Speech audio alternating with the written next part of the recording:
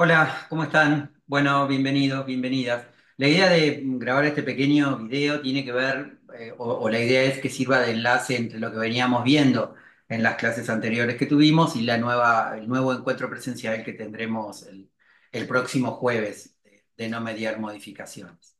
Nosotros habíamos hablado de las organizaciones, habíamos hablado un poco de la comunicación en las organizaciones, de las personas, de los grupos, y habíamos empezado a explicar, casi abastecido toda esa explicación, de la teoría clásica de las organizaciones, definida como el primer intento metódico, teórico, completo de explicar históricamente en ese momento el funcionamiento de las organizaciones.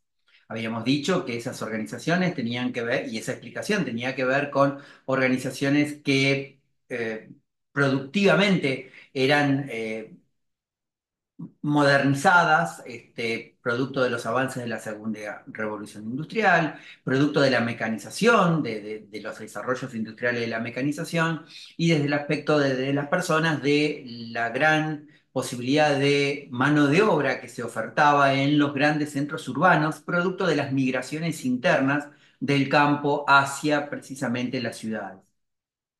Habíamos dicho que esa manera de explicar partía de ciertos presupuestos que podríamos llamar axiológicos, ideológicos, es decir, de una visión de por qué las personas estaban en las organizaciones y cómo vincular esa idea de las personas en las organizaciones con el objetivo central por el cual la teoría se construía, que era la mayor eficiencia posible de las organizaciones. Es decir, lo que hoy podríamos llamar, no se decía así en aquel momento, la optimización más plena de los recursos.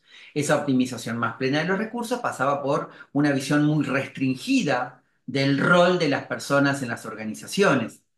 A tal punto que ahí hablamos de la visión del hombre económico, del único incentivo por el cual las personas participaban en la organización, que iba de la mano con la estructura productiva que la organización se había diseñado a partir de la división del trabajo, de la especialización y de la creación de áreas que agrupaban tareas similares en la organización. Ya habíamos hablado de Weber, de Taylor y de Fasher. La idea que está detrás de esta visión de la teoría clásica es que el comportamiento de la organización y de las personas en la organización era siempre racional.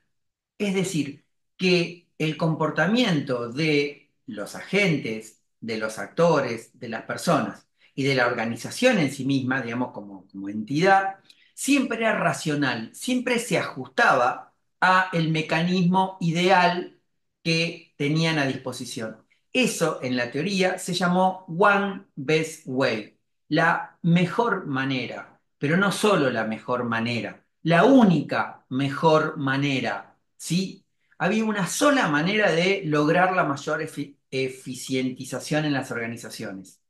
Era la que postulaba la teoría clásica. La división del trabajo, la especialización, el incentivo económico para las personas, para los actores en la organización. Y esa aplicación de esa teoría única y teoría mejor conformaba una explicación que iba a hacer que la organización sea, con el correr del tiempo, cada vez más productiva.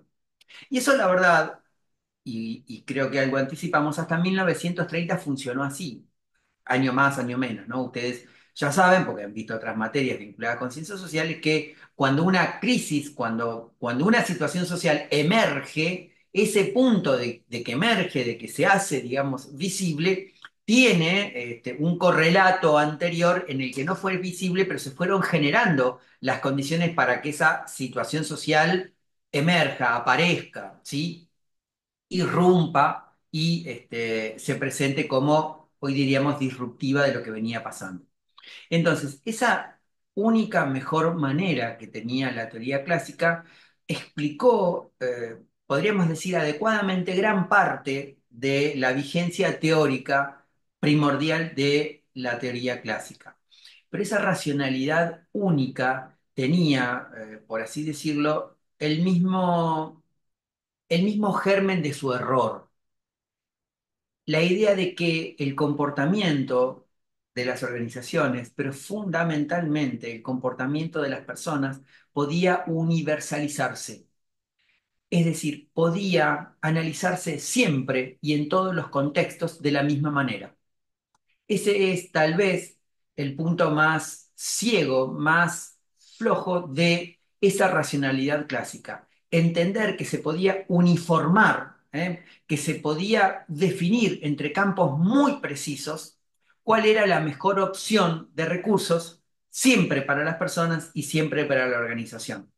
Esa idea, nosotros seguramente la vamos a repetir a lo largo de las clases, esa idea nos gustaría que les quede, que muchas veces lo que llamamos racional no lo es si lo miramos desde otra perspectiva, desde otro lado, si lo miramos desde otro interés, llamaríamos hoy.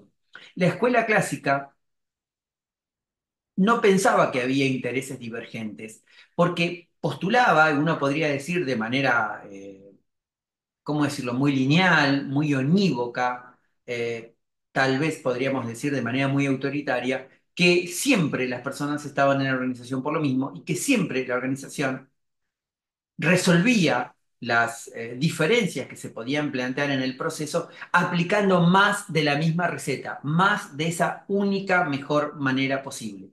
La escuela de las relaciones humanas o el enfoque humanista de las organizaciones nos va a venir a plantear lo contrario, de que esa idea de la racionalidad única, de la racionalidad completa que pretendía describir, postular la escuela clásica, no lo era, que hay momentos en los cuales las personas, los actores, en términos de ese autor francés que nosotros les hablamos de Crozier, que hay momentos que las personas, que los actores, no se van a comportar en principio racionalmente, en principio racionalmente, aunque después vamos a ver que ese comportamiento no es irracional, con lo cual racional e irracional va a depender de qué estemos analizando, de qué comportamiento estemos analizando, de qué mensaje estemos analizando. La idea es plantearlo y esperemos les sirva como disparador para nuestro próximo encuentro.